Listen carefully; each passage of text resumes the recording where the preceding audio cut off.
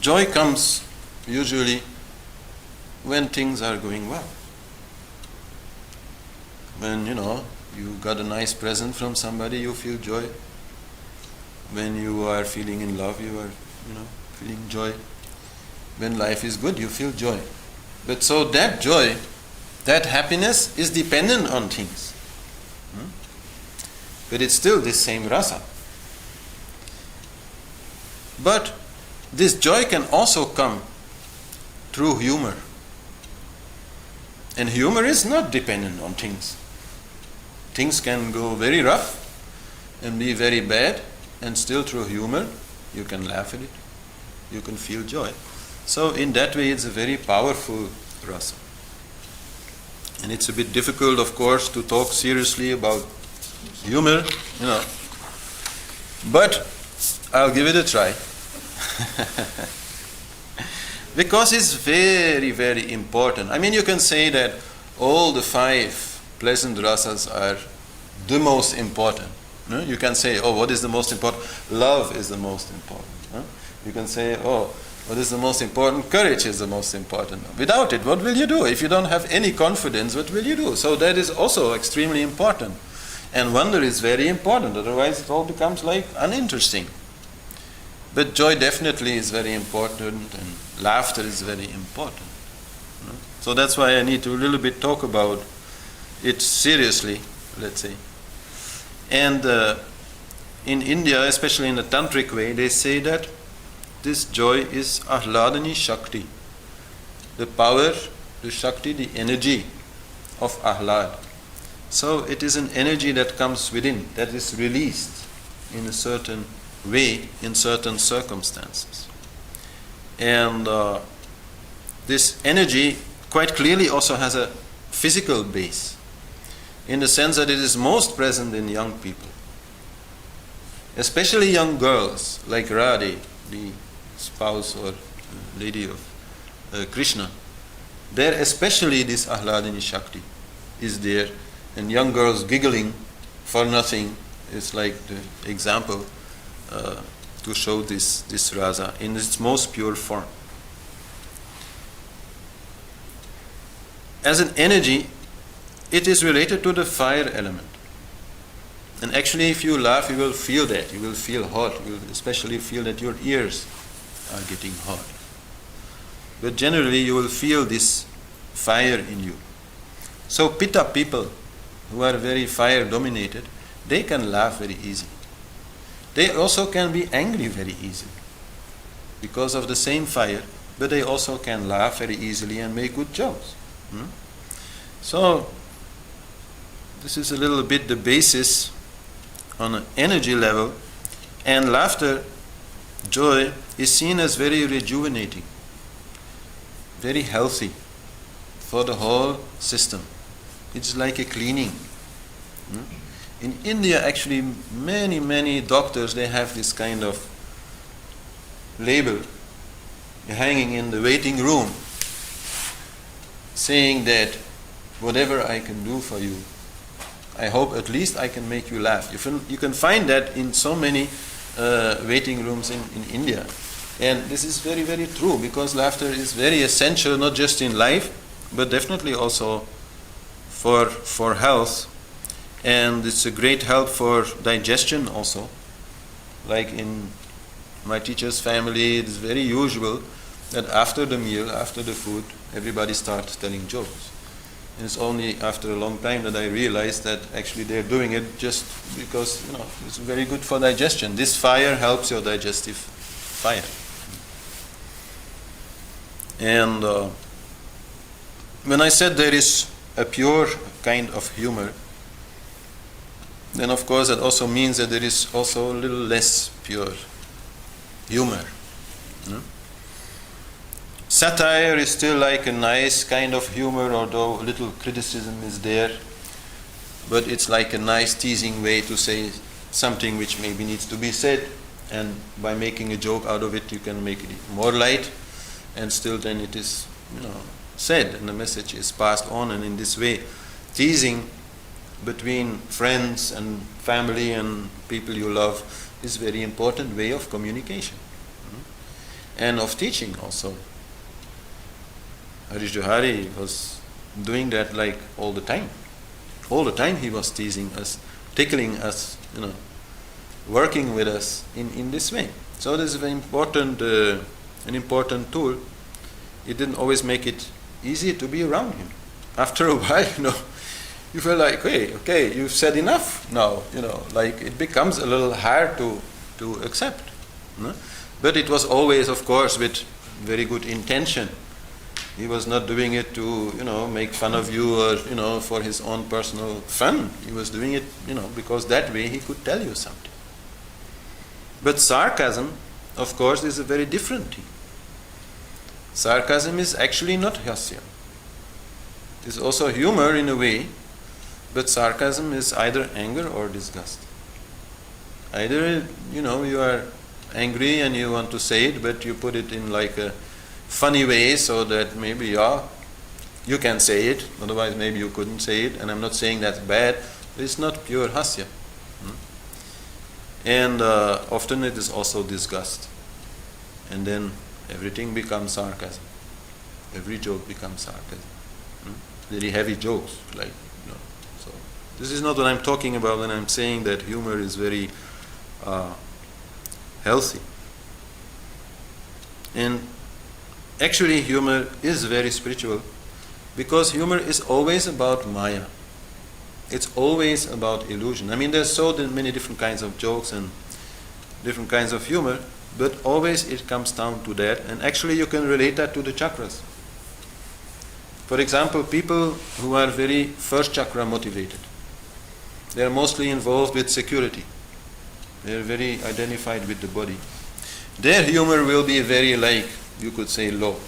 They will laugh with farting, and they will laugh with any kind of noise that the body will make, like small children also. They are first chakra dominated, they find that very fantastic if somebody is farting. Because this shows the illusion of the body. On the outside the body looks very nice and beautiful, and on the inside it's like a very dirty factory. So to show that is like, for a first chakra person, very, very interesting. They also like to laugh about death for that same reason. They like to laugh about horror movies.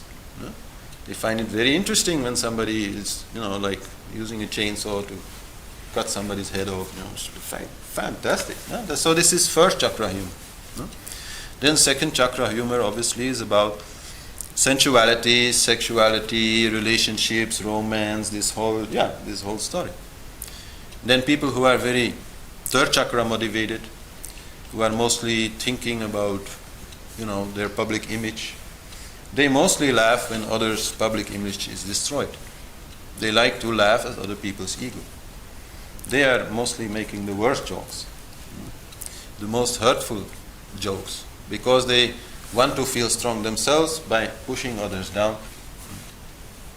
Then in fourth chakra, humor becomes more refined, you could say. It is more about love and relationships. It's more about the heart. It's a more subtle kind of humor. And actually those people have to be very careful not to become too serious and not to lose that humor. Because if you're very connected to everybody, then you also care for everybody, and then you take all these loads on your shoulders and you become like, what is there left to laugh about? So then you need to move forward. Because then in fifth chakra you get a huge opportunity for humor. Then you get the humor of understanding.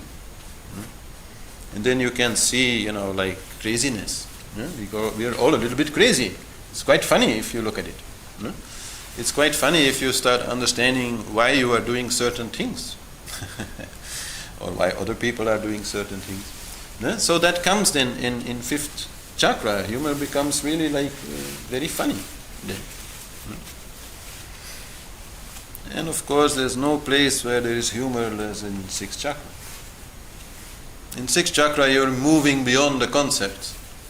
That will be the first thing you laugh about. Whenever somebody is trying to, give a class like this one, trying to put things into concepts, then you'll have a great laugh. Because it's useless. It's quite useless. And okay, I'm doing it because it's not absolutely useless, but it's still quite useless. So, as I said, it's not about understanding. It's about beyond understanding. It's about what you read in between the words. It's about the feeling. No? It's not about the understanding. So that for sixth chakra people is very clear. But actually, the whole illusion of the world is very clear. So whatever they see is very funny. Anybody trying to do anything, trying to change anything, anybody trying to achieve something is actually for sixth chakra person very funny. Because they are very much aware that nothing ever changes which matters. And that everything, which you're trying to change, if it is not supposed to change, it will not change. No? So they are very aware about karma and all these things. So, they laugh their head off. And most saints that you will meet, they are very funny people. And they like to make jokes all the time. They can be serious when they feel, people require it. But apart from that, let's say in their private life, if you start meeting them a little bit outside of the classes and official ceremonies and things like that, you will think, these people take everything as a joke. So that is what comes through spiritual growth. And the reason is not just understanding, of course, it is also non-attachment. They can laugh at things because they are not attached to it. Like let's say, somebody buys a new car. Maybe for 1 year, 2 years, they've been working hard to save the money and then they buy a new car.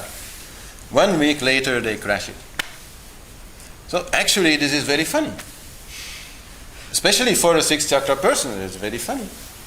But if you say that to a person like that, they will say, oh, really? You bought a new car, worked very hard, and now 1 week later, it's completely gone. How funny. Then there is, you will make them angry. Yeah? But the truth is, of course, that is very funny. It's only because they are attached to this car that they are thinking it's not funny. But actually to work 2 years to, have a car for 1 week is very funny. No? If you put that same story in a movie, like in a funny movie, then everybody will laugh. Most things that are actually happening in funny movies, they are quite dreadful.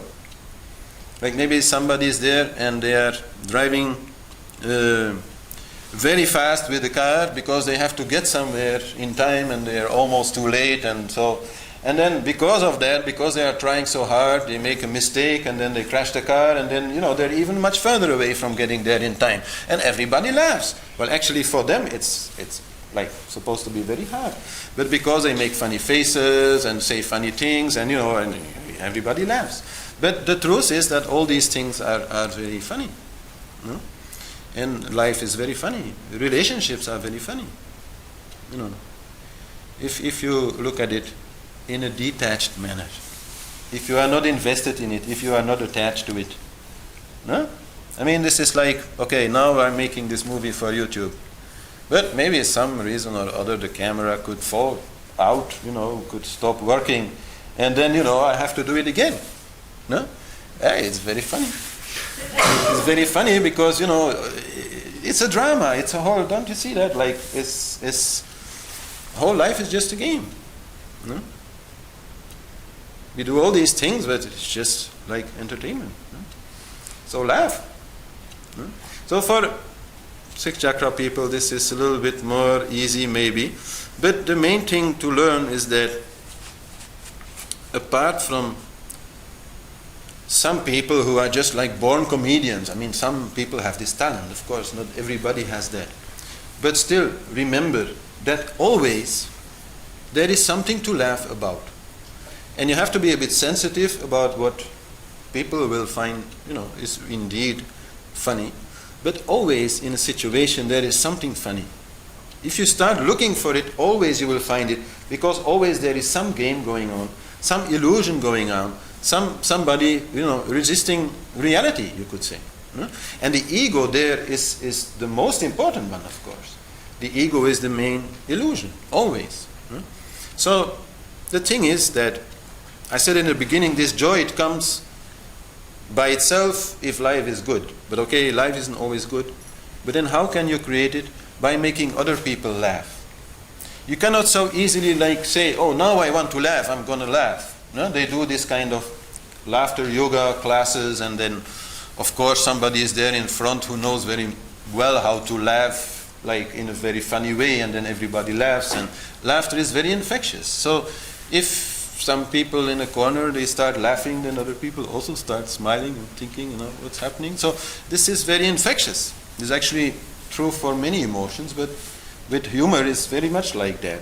So if you want to create joy, then just think of a way to make other people laugh, and when they laugh, you automatically also will laugh, and then the joy will be there. And the way to find something that is the most secure, let's say, that will work best, is to laugh at your own ego. Because the best jokes are always about that. No? If you have a man and he's walking and he stumbles and falls, this is not really like very funny, maybe he hurt himself. But if the man is walking with a big ego and really like very much self-importance, and then he stumbles and falls, so that's very funny.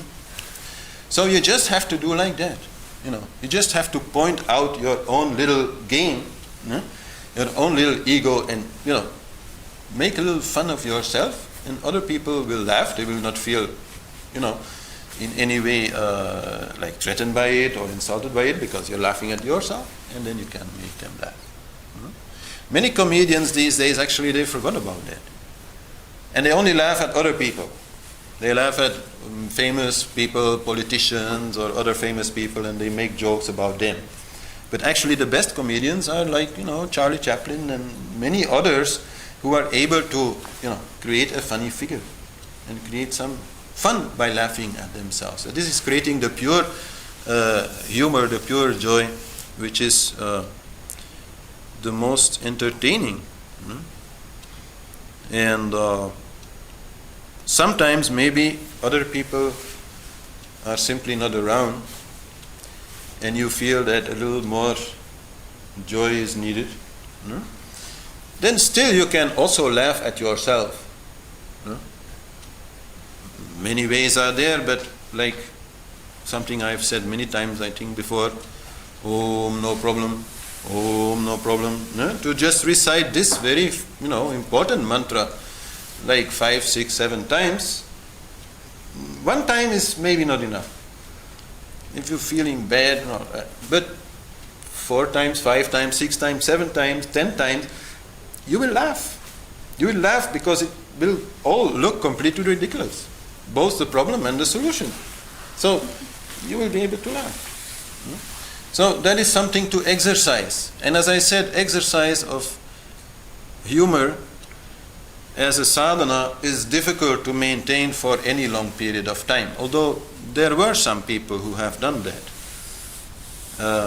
I never met any myself, but my teacher once was sent by his teacher to one teacher like that, who was a Hasya sadhu. And so this person would never take anything seriously, would laugh at everything, whatever was said, and he would still like converse. Where are you coming from? Oh, my teacher sent me. Oh, your teacher sent me. Oh, fantastic. And why did he send you? Well, he thought maybe I could learn something from you. Oh, he thought you could. So he would laugh at just anything. Nothing he would take seriously. So, but that's not really what I'm advising. It's not socially very accepted to be like that, but you can try to be a little bit like that sometimes.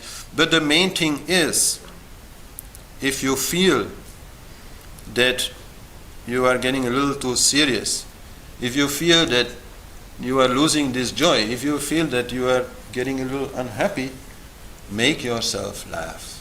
Laugh at yourself. We are all very ridiculous. Accept it, and your problem is largely gone. If you are taking yourself so very seriously, then wow, a long way you have to go to get anywhere. This is, what is also said in India. If you are just wanting to go there on wisdom and exercise and learning and so on, very long way you have to go to reach God. But if you are innocent like a child and laugh at yourself, then very easy to get this kind of lightness. Spirituality is a lightness. It is a unseriousness. So Oh, no problem. And there, I can't really go into the story so very much, but there, the story of Krishna when he was a child is very interesting. Because when Krishna is a child, he is teasing everybody. Yeah? He is God, he is Vishnu, come onto earth, fully empowered like a god, but as a small child. So he can do anything, and he does anything. And his teasing of the others is an act of love. It is an act of creating joy in them, and everybody also loves him for it, even though sometimes they will also like be a little upset with him when he steals their clothes when they are bathing in the river, or where he steals butter and then the mother is saying, oh, what is in your mouth, and then he opens his mouth and she sees the whole universe, and all kinds of jokes he is playing with everybody, and of course especially with his beloved Radhi, and with the milkmaids of Vrindavan who are somehow also in love with him. So he also makes many pranks with them and jokes with them, and so this is a very good story to read because it's very funny, and you learn also a little bit more about our divine nature. That is our divine nature. I mean, there are so many deities in Hinduism, 300 million different deities are there, but Krishna is really put there, set there as the example of how pure divinity works out in a human life. No? But pure divinity with all power that God has and that we maybe not really have, but that's where it starts. As a child, that's where it starts, by bringing humor, by bringing joy. And this may not be your talent. This wasn't definitely not my talent before. I was more like a little serious. But slowly, you will learn it. And the learning is by learning to laugh at yourself and not take yourself so seriously. You are not serious. You are just a joke. And well, maybe it sounds a little hard to say that, but really, it is the truth. And you're a good joke. Ain't it? Yeah, well, the point is that to be funny, if you are able to laugh at yourself, socially is very accepted. To laugh at other people, this is not very accepted. There you have to be very careful, not to, step on any toes. But if you can make other people laugh, this will make you actually very popular. If you can do it in a way that does not disturb them. And then the best way is just to laugh at yourself. So, this is a very important trick in life, in marriage, in work, in any place. Don't take yourself so seriously. This is making matters much more seriously than they should be. It's not. Problems are only as big as you make them. I once actually had a similar thing with the car I was talking about. I mean, it wasn't completely wrecked and it wasn't completely new also. But it was relatively new and it is, quite wrecked. And I remember it happened in Holland, and so it got put on a truck, and then with that truck I was driving back to Belgium in the night, and I was so much laughing. And this truck driver, he became a very good friend. We were in the cars 2-3 hours together to get back from Holland to Ghent here to bring the car to the garage and see if it could still be fixed. And I thought it was hilarious what I did, because I crashed it completely myself. Nobody was involved with it, and so it was hilarious. That's actually not the same crash I've talked about before. Car crashes have been very important in my life somehow. There's another one I've talked before, which was really a very spiritual experience, but that was in Austria. But this one was just a small thing, but still. I just was looking at this, let's say, problem. I mean, it was at least 80,000 Belgian francs, big problem, it seemed, like, in repairs for this car.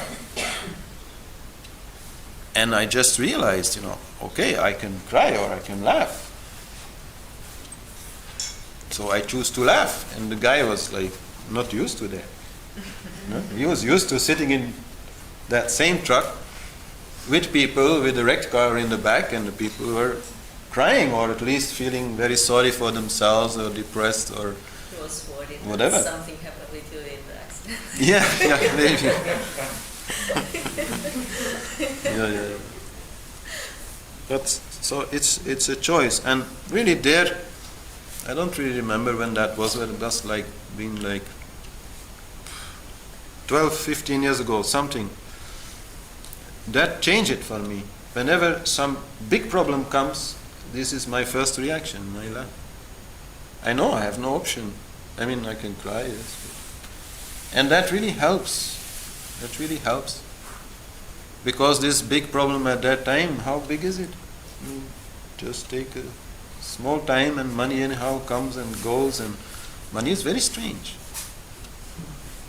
No, really, money is very strange. When you start really looking at it, somehow what is needed comes, and what is not needed goes very easily. Yeah, well, I needed a car, and somehow, I got the money and I repaired it and so on. I needed a car for work, but this is actually another subject, but this is about karma. No? Basically in karma they say, okay, you have an account somewhere. No? And whatever money comes to you is due to come. And whatever money goes away is due to go away. Whatever you do, you can't change that. So in that way, yes, it's very funny to wreck a car because it seems like a big problem, but actually, you didn't have it anyhow. No? That money was already gone, was already taken from your account before. You understand the idea? So this was what it was in my mind. I can make a big problem, but actually I might make as big a problem out of losing €1. No? It's the same thing. Yes. It's also very important to not have this type of experience many times, to laugh again. Uh-huh. Yeah, sure. Because if you make a big problem out of it, karmically, then it's going to happen again. It's going to continue to happen until you can accept it, until you can, swallow it. If you resist it, then it'll happen again. Sure. Karma is a difficult story, difficult to prove. Scientifically, very difficult. But a very wonderful story once you start working with it, because that's the only way to kind of get an understanding, to at least believe it up to a point that you start living it, and then once you start living it, then you start realizing, yes, something like that is working. But it's complicated, no? Because many of the things that happen to you today are the result of karma of a very long time ago. So you cannot expect that everything will suddenly run very smoothly because you are like following the law of karma. This is not so fast, no? That is happening. Like you have this book, what was it called? The Secret. A book called The Secret. And this talks about the power of, positive thinking and so on, and the negative power of negative thinking and resisting and all these things. But the way they are presenting it is a little bit wrong, because they are telling that, the moment you start thinking positive, that only positive things will happen to you. But I'm sorry, it's not that easy. That's also a big joke. So I think some people reading that book may become disappointed. Yeah, it's very funny. Yeah, it's very funny. Now they think, I thought also, because now they think that finally they have found the secret solution, which is not even a secret. I mean, it's a very old story. And that it will make them rich and wealthy, because it's like written in a very American fashion, so it's all about that. And bring them the partner of their life, or whatever they desire, it will come to them only because they wish for it with enough intention and enough faith. And yeah, it's very funny, because those people will become very disappointed. It won't come immediately. most of the benefit that you get from what you do in this life comes next life. For this life, the main things are already decided. Only a little bit, the way in which they happen, the intensity with which they happen, that can be changed. But if in this life you are destined to be relatively poor, then that is what will be. That you will not be able to change, that's also very funny. Yes, so any other question? Yes, sure. But still, true laughter, like, it can come, even like in meditation or after deep meditation, you can come out and you can just like be so crazy, so joyful, so liberated from your own self, no? From your own problems, from your own limited idea of yourself, that you come out and you laugh at everything. And that laughter can be heard, I think, very far. It's an energy. No? It's a radiation. But when you are in sixth, centered, in sixth, then both truths and untruths are known. And both are very funny. Truth also is very funny. God is very funny. And untruth also is very funny. So theater. So then everything you can laugh. But of course, when I say fifth, sixth, and so on, this is not like very defined categories. No? Many people are active in sixth, but also in fifth, and also in fourth, so still some attachments are there. So sometimes you can laugh at everything, and sometimes something happens, and suddenly the laughter goes. It's also very normal. Then the main thing to do is to go back to sixth, to go back in deep meditation, and then again look at that problem. This is such a very basic rule. Whenever you feel unhappy, whenever you cannot laugh at whatever is happening at you, then go back inside, find the truth, come out, and then you can move on. And maybe not always laugh.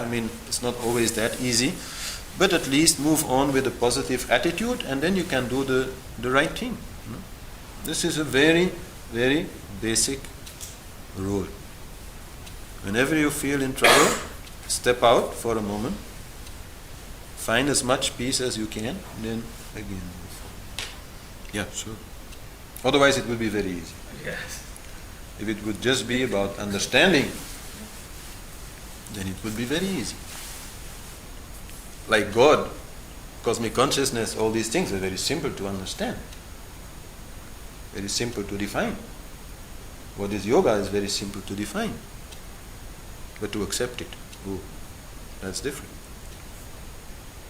It's easy to understand that we are, as individuals, actually totally irrelevant.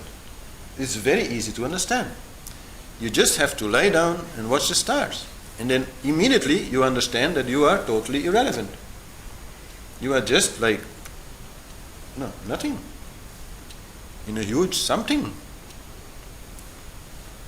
It is difficult to accept. But if you accept it, you will laugh. And then at least that little speck will have some fun. And that's the point. Then that little speck becomes something very big.